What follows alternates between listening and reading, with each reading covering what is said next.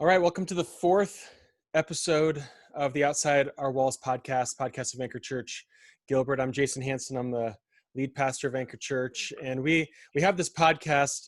We've done 3 episodes. This is our fourth one because we want to benefit from the wisdom of people that are outside of our walls. You know, we can become echo chambers, I think, in a way that's not healthy or helpful by just constantly cycling our own wisdom. We recognize that there's wisdom that exists outside of us in evangelicalism that we can benefit from, we want to benefit from.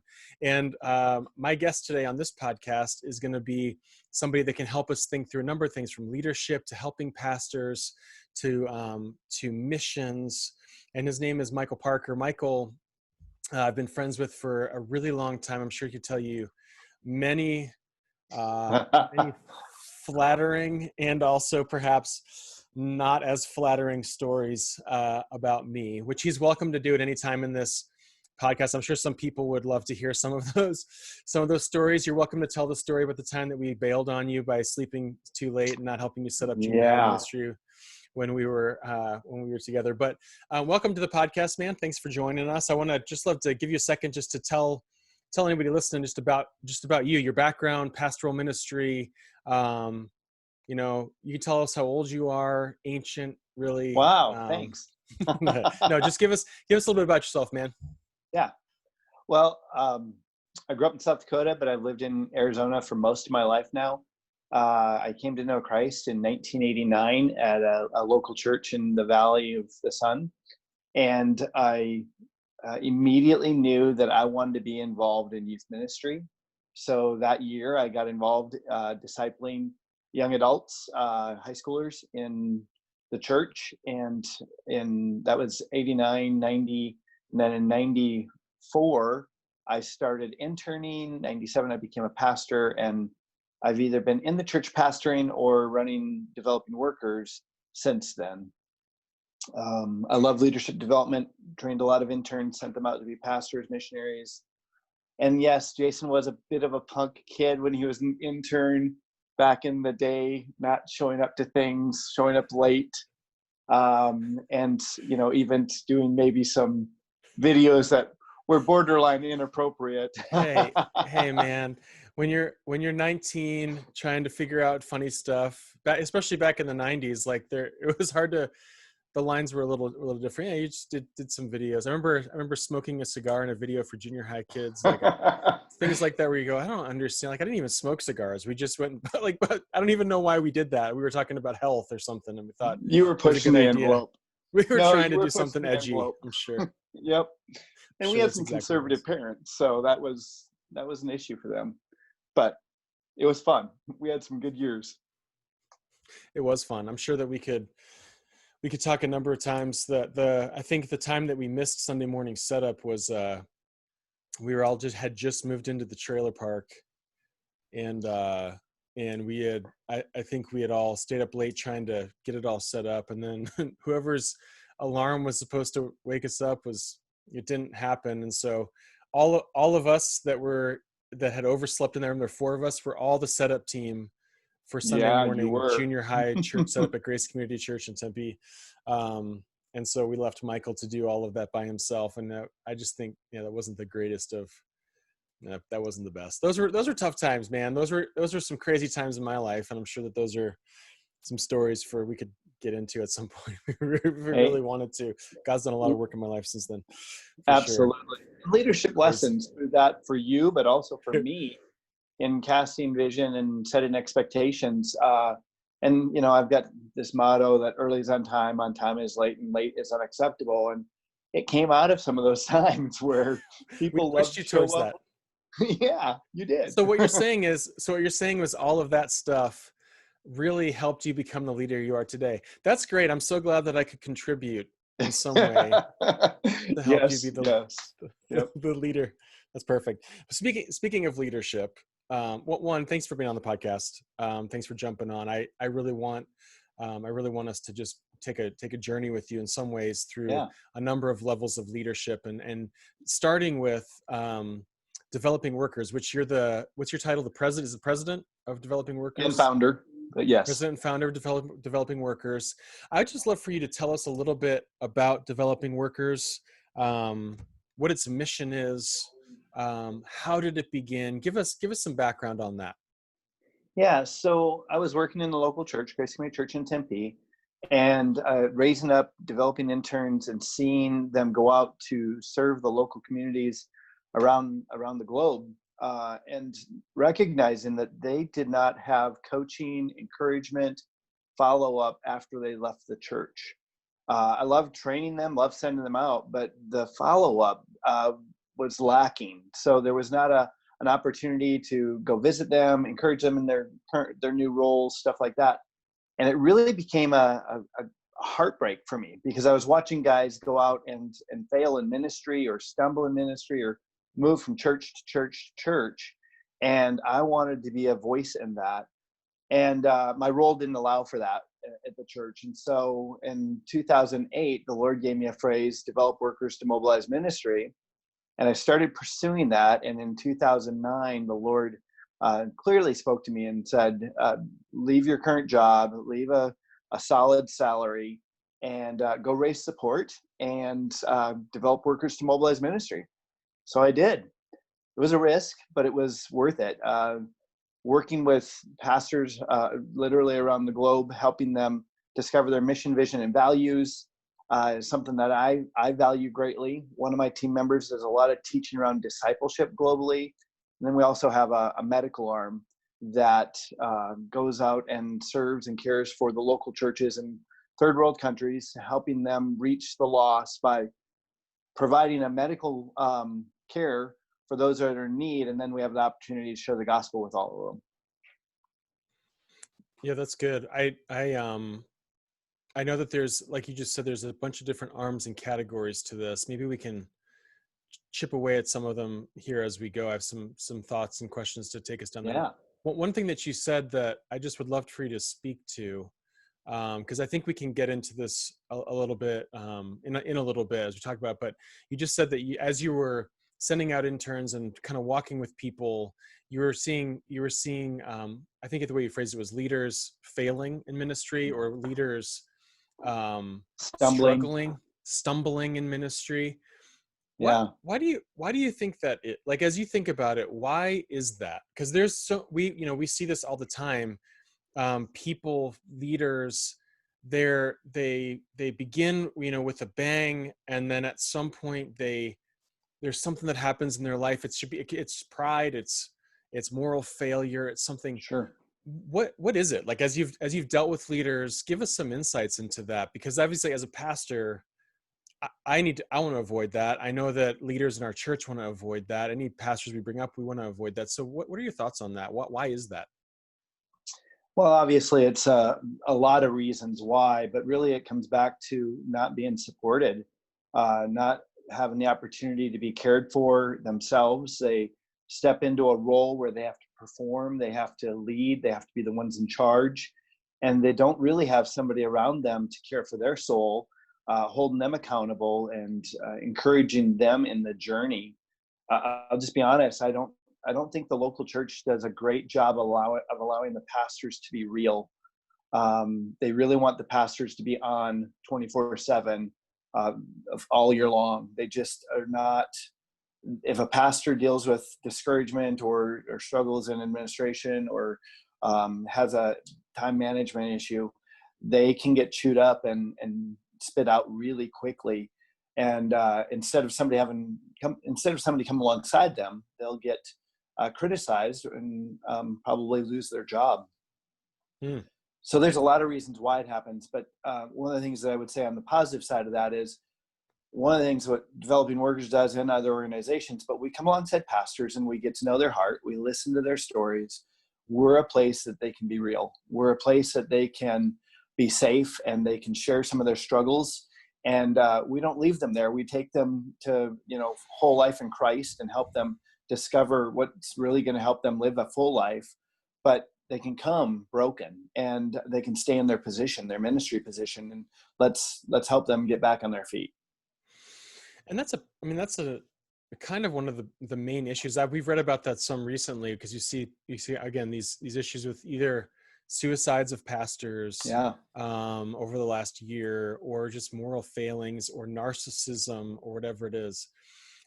Just creating environments for a pastor or a leader, or either one, a pastor or leader, as a sheep first. Like, I think that is where Yeah, it's maybe good. sometimes it gets sideways, is like pastors are just sheep first. They're not super Christians, and they need support and help, and there's sin in their lives. And I think creating environments for leaders and pastors where they have a safe place to come to and say, guys, I'm struggling with X, Y, or Z. Can you help me walk through this as you would a believer? I know that you go to Timothy and on Titus, and you have qualifications for a pastor. Perfection is not one of them.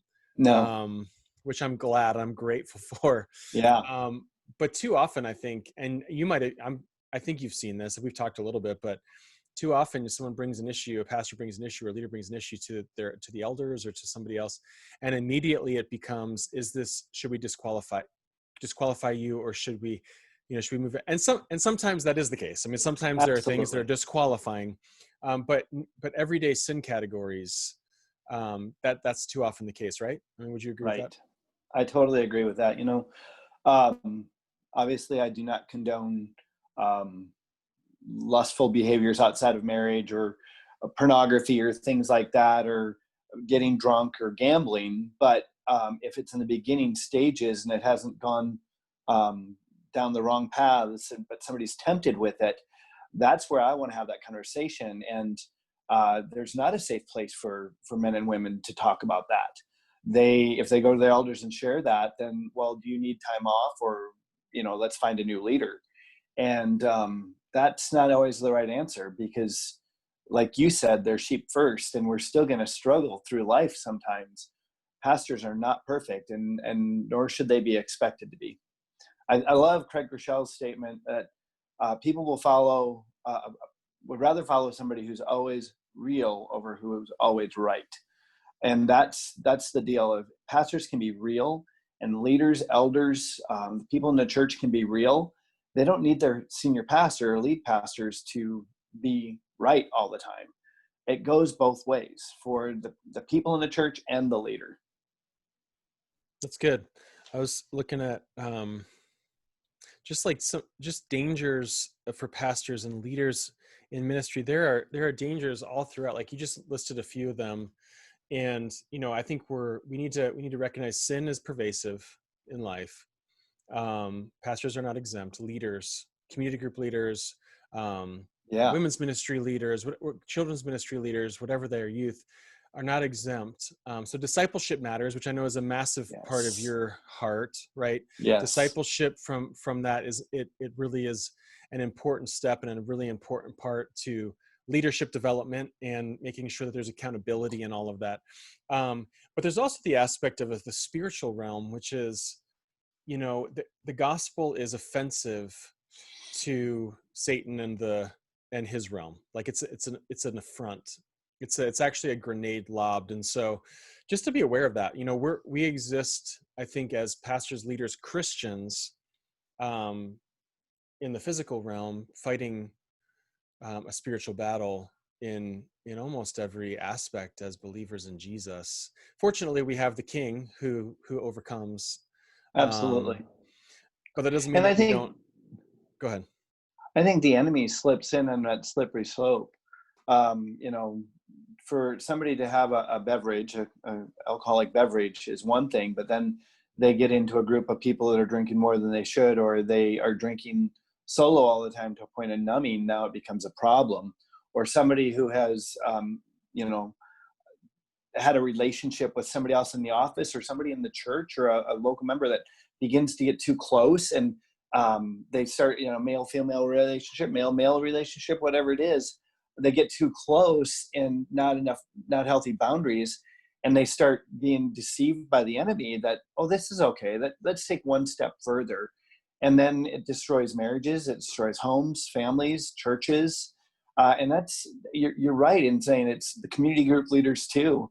I've had discipleship group leaders in my past who They were a lay leader, volunteer in the church, but because of their behaviors and what they did, it impacted the whole youth ministry. And that can really negatively impact the kingdom. So you want to hold all leaders, whatever level, accountable to some of that moral character, but then show them a lot of grace in walking into that. And as well as the spiritual life, being the enemy being alive, the Holy Spirit is alive. And we need to teach people how to live by the power of the Holy Spirit. And that's where you're talking about discipleship.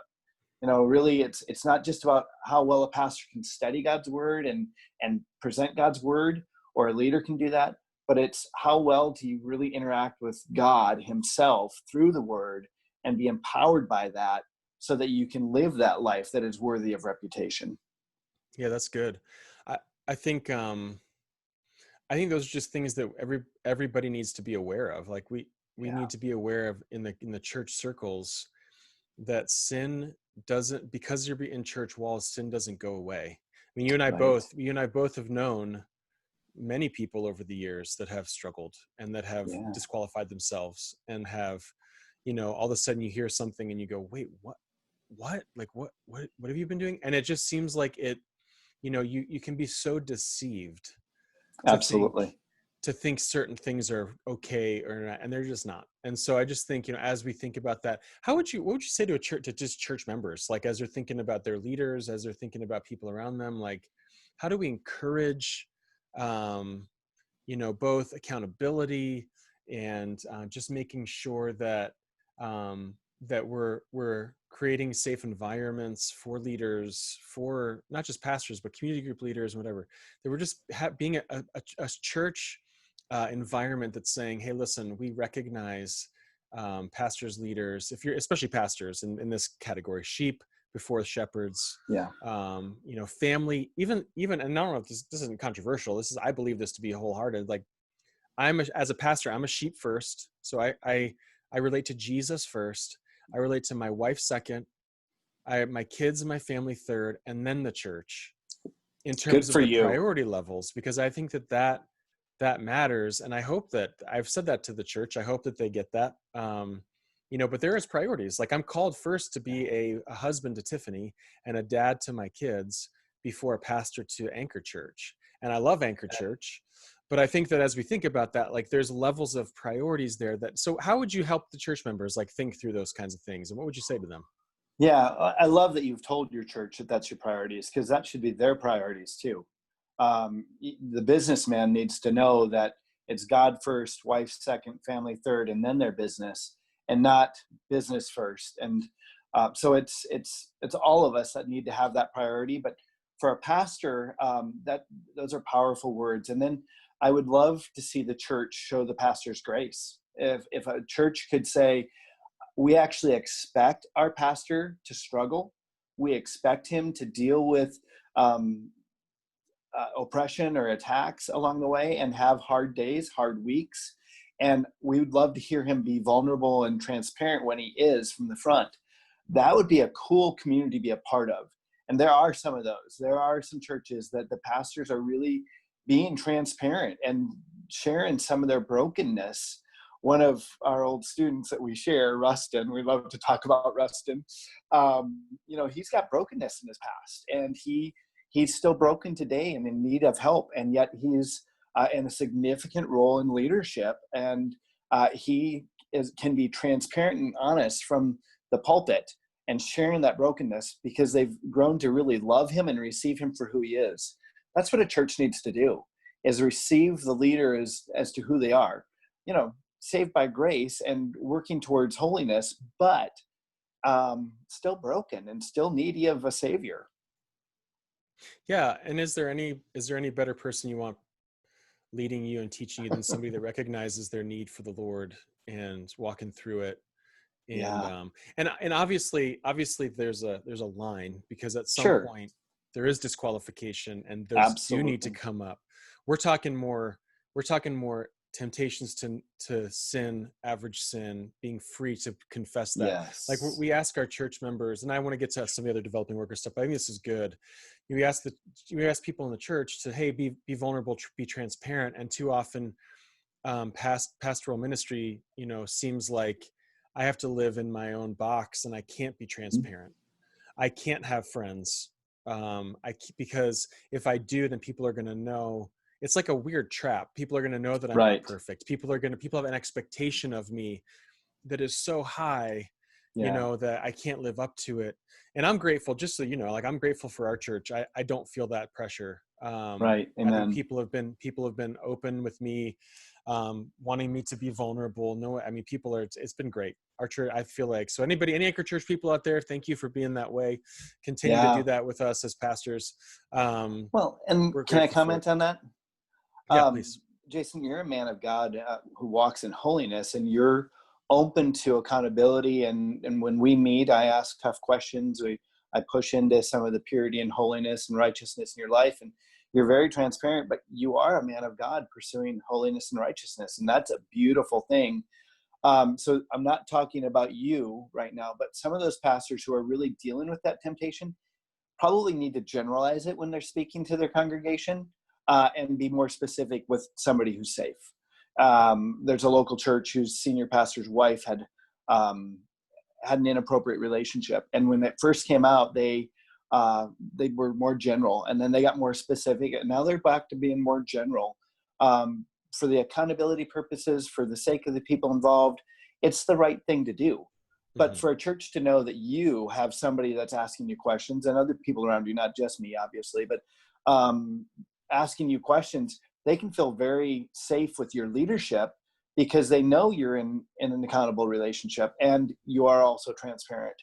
I hear different pastors that I really respect talk about either being coached or counseled or going to a therapist or something.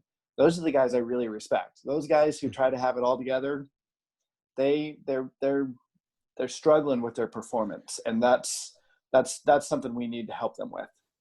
Yeah, I feel like the higher the pedestal you put yourself on, the farther you fall down.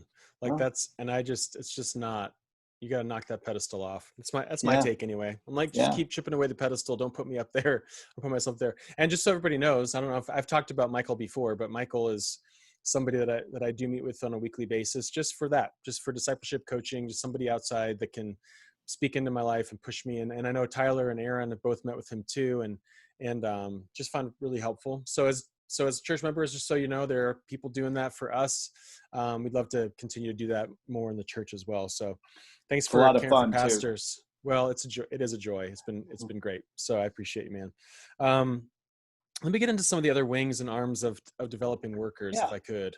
I know, I'm looking at my questions here. I don't have my glasses on, so I'm kind of like, I just want to make sure I hit the right things in the right spots. I know that one of the areas that's kind of near to your heart is Kenya. How long have you been going to Kenya with developing workers? I started going to Kenya in 2006, Okay. but since 2009, I've been going on a regular basis, building Yeah. a deep relationship with the local churches there. Okay. And you've developed, when you say local churches, you mean churches and pastors there. You kind of do similar things with those pastors as you would with me, only on a different kind of level, but where you're caring for them, pushing them, challenging them, helping train their lay leaders if they need it, providing financial assistance, bringing in medical teams, really and your whole purpose there is just to say, hey, we want to be a support for you to try and bolster the local church. How can we help you? How can we come alongside you and your leadership and support your leadership as these local pastors? There's one guy in particular that you're really close with over there, the pastor of the church. What's his name? There's two, one in Kajiado, Wilson, and one in Malindi, Daniel. Okay. And both of those guys are guys that you've just become friends with, Yeah. that you've Can I go ahead. Yes, can I I what you tell gonna you a say. quick story? Please. In 2009, I met Pastor Wilson and Pastor Daniel doing a medical clinic over there, and sitting on the bus for 45 minutes to an hour and a half out into the bush. I just intentionally sit by these guys and start asking questions. And it was on that trip that Pastor Wilson said, "I don't know how to write a message." I said, "You're a pastor?" He said, "Yes, but I don't know how to put together a message. I get up and I just start preaching." So over the next couple of days on those bus rides, we put together his message for that following Sunday, and he's really become a great communicator. But that was in 2009. Since then, Pastor Wilson has developed and trained 14 other guys to be pastors. Developing Workers goes over there every Wow. year in November, and we do a training conference. We teach everything from discipleship to how to study the Bible, how to preach, some leadership principles, the story of God. And Pastor Wilson has just grown his ministry there to 14 church plants. Wow. That's a lot of fun. Yeah, Pastor yeah. Daniel has planted 7 churches, 2 of them being his biological brothers that he led to the Lord, and now Wow. are That's great. church planters. A lot of fun. Man, and I think that it's just the fruit of your desire and your labor to go over there, not as somebody that's like, I'm going to do everything here, but to say, no, I'm just developing relationships with you guys so that as you continue to grow, you begin to lead in a, in more, maybe what the term would be, more catalytic or prophetic ways, like building up church planters, sending it, into this part of this countryside. This is going to be a new Christian church over here. And you look at that and you're like, there's probably almost some joy going, I didn't do that. He That's did that. right. That's Like, right. that's him and his leadership as he's doing that, which Yes. is awesome. Super Yeah. encouraging. I only spent like 3 days with each of these guys since 2009. It's about 3 days that I go over there and do training in their communities, 3 days out of a year. And the rest of the year, in the first beginning years, I wouldn't even talk to them because communications were just too difficult out in the bush. Now I can talk to them on a daily basis if we want to. But they really did the work. And Pastor Wilson in Kajiado last year took it to the next step, and he's now become a missionary to Tanzania. He went to Tanzania, started training our material, and then he brought them to our conference in November, and now we are training in Tanzania with a network of churches there that Pastor Wilson really pioneered the way for. And that has nothing to do with Developing Workers. It has to do with Wilson's heart and his desire to see the kingdom grow. That's great. So that's kind of one aspect to missions for you, is just coming alongside local pastors, helping them become leaders, to care for their not only their church, but then other leaders that come in. So you're trying to multiply, it's discipleship, right? You're trying to multiply those things out. What is some of the other arms? I know that you have like a medical team that goes with Yeah. you sometimes. Just give me some thoughts on terms of that and what you guys do when you go over there besides training pastors. Absolutely. So Mobilize Medical is our medical arm, and they go between 3 and 4 times a year outside of COVID. Right now, it's throwing some wrenches into the plan. But they go in to serve the local churches where we're working with pastors. So we're teaching the pastors about discipleship because we want to abolish discipleship poverty. And so we're training them on that. And then we bring our medical team in, inviting the local community in to be seen by our medical professionals. And at the end of every clinic, as they go through, every person gets prayed for and they hear the gospel. And we see, several hundred people come to know Christ every year.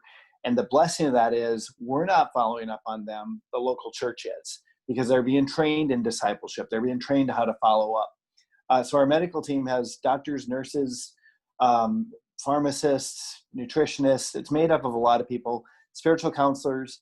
And we developed this last year, what's called Child Safety Initiative. We now bring some child psychologists along, identifying hurts, habits, and hangups in the community, people who are living in an abusive relationship, young people who have been sold into sex trafficking or are being abused by local leaders or whatever. We identify those people, and we have a child safety initiative that does some follow-up with them, and we're training the local leaders to do some lay counseling with them to help them process through that.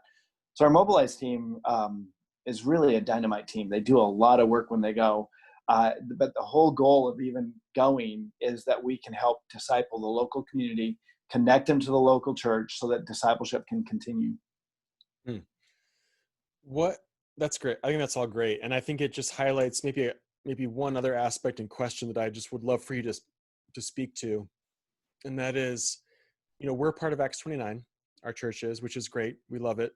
And one of those things is, so we're part of church plants because we give to Acts 29, and there's people planting Yeah. churches. Yeah. One of the things that I think can be Acts 29 this is not Acts 29's thing. This is not their stance at all. But I Okay. just think in evangelicalism, some people can think short-term missions doesn't work Oh, because you're not connected or whatever. Like there's something, and that again, that's not our stance. That's not Acts right. 29's stance.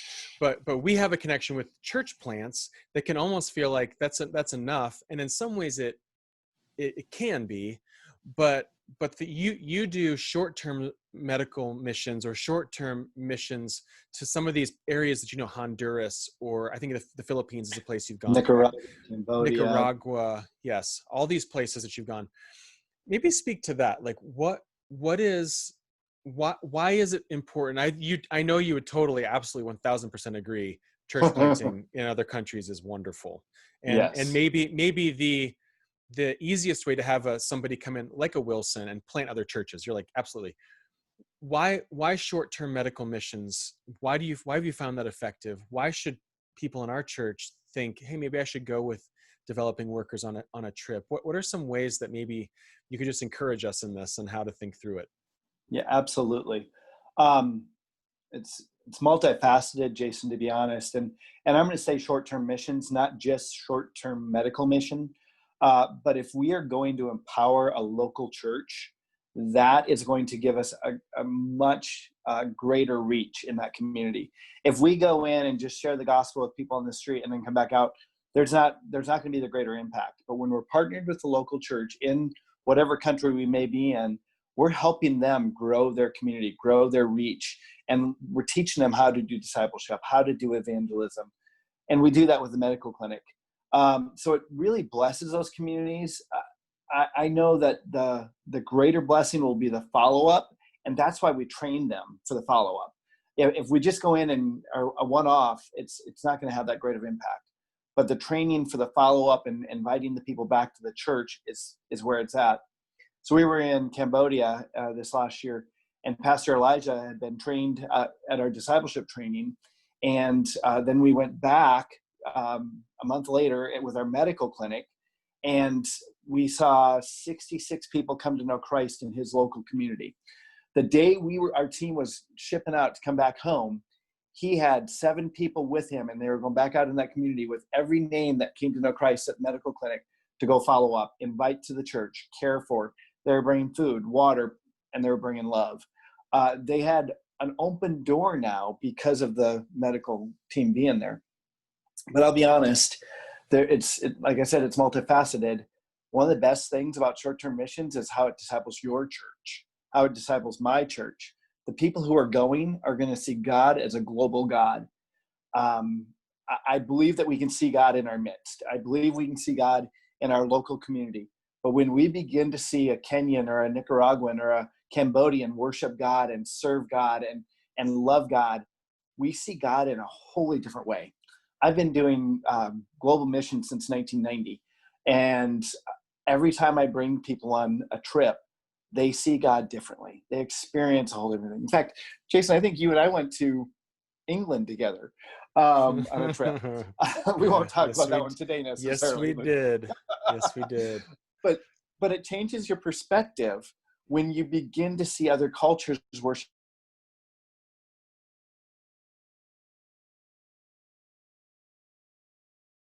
Part of the local church's discipleship curriculum.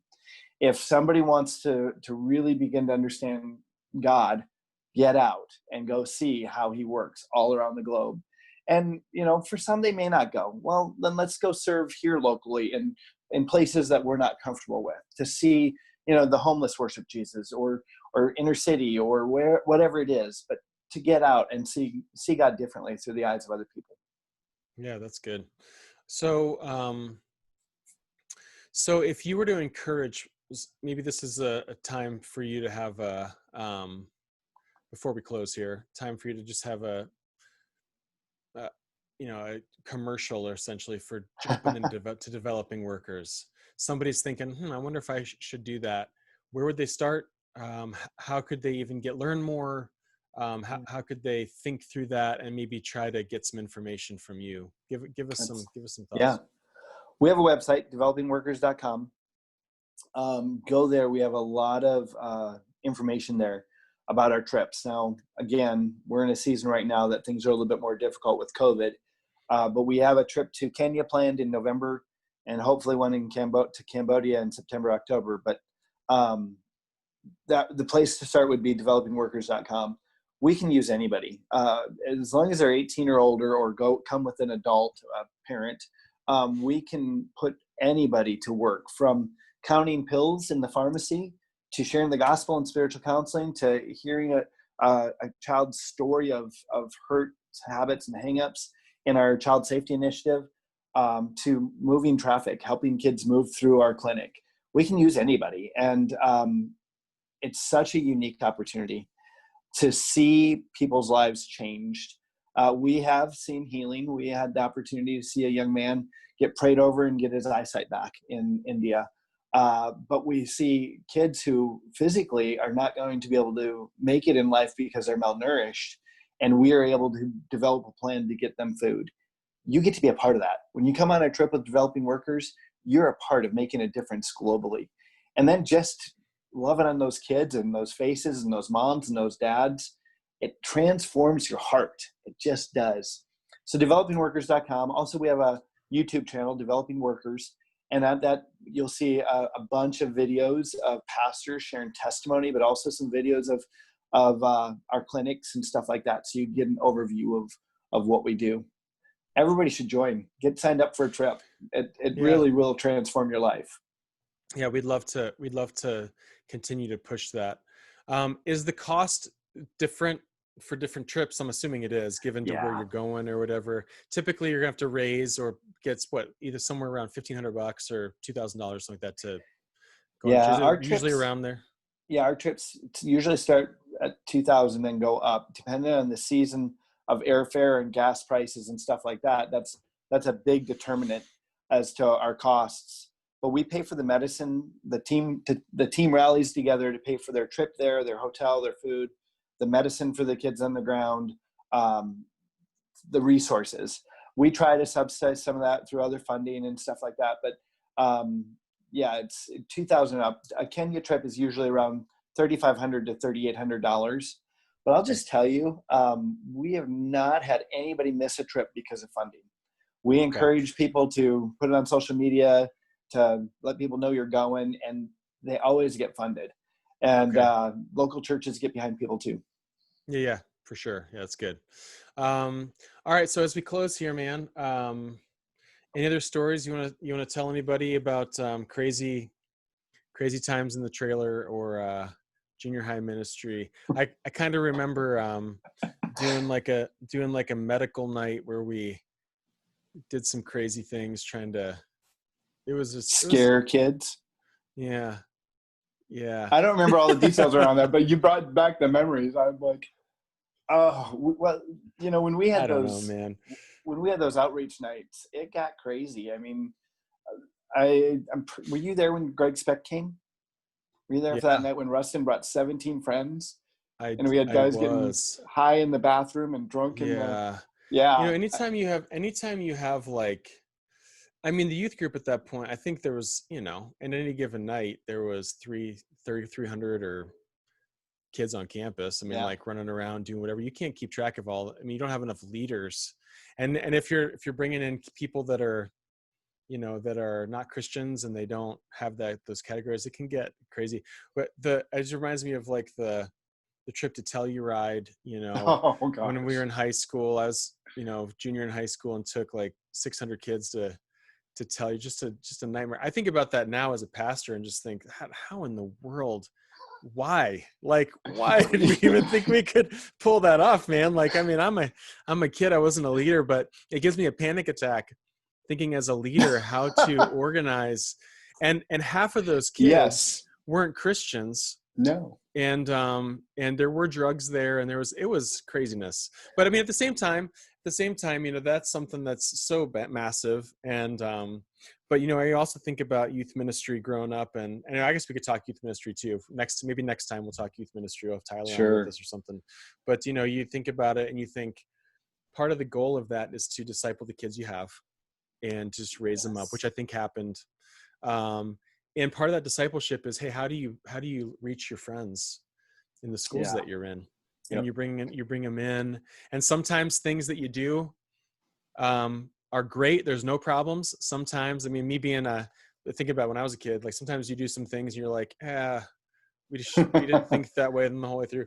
Yeah. Youth ministry is also Jason, different back in the 90s. So oh, it it's was a different different time. for sure.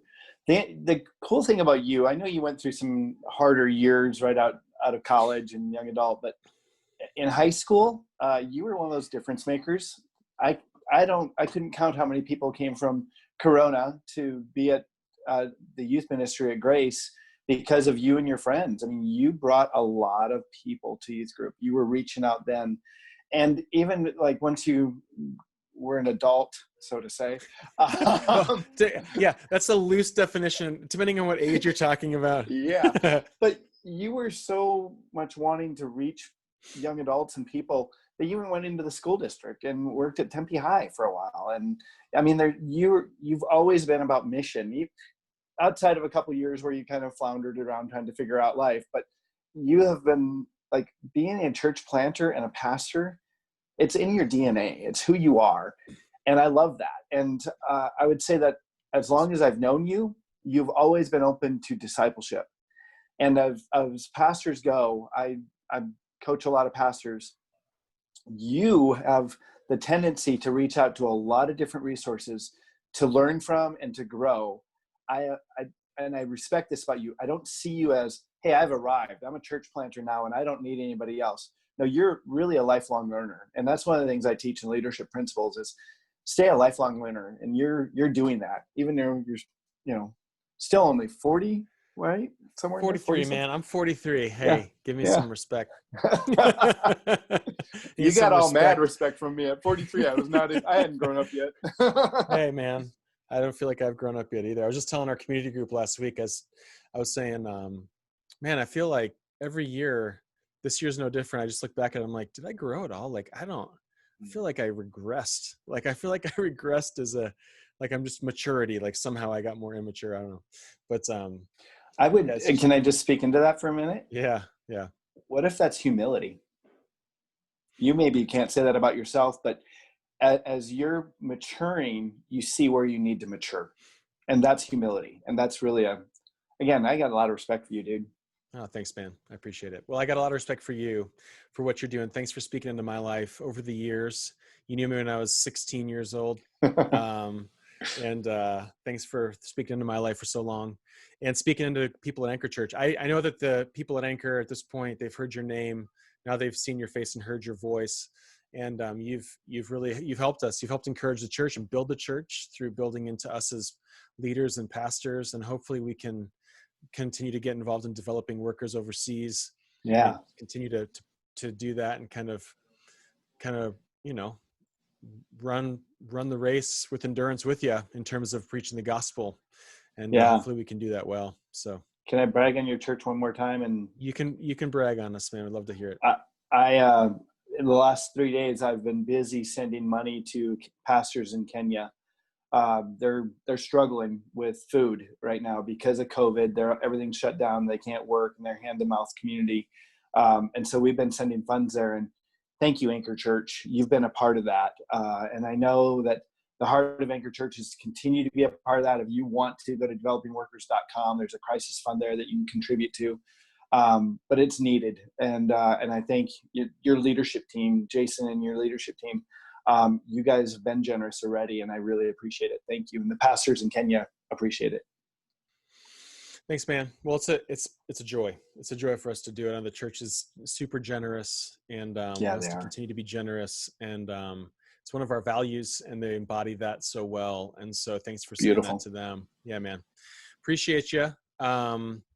Thanks for listening to Outside Our Walls. Hopefully this is beneficial for you just to think about some leadership categories and missions.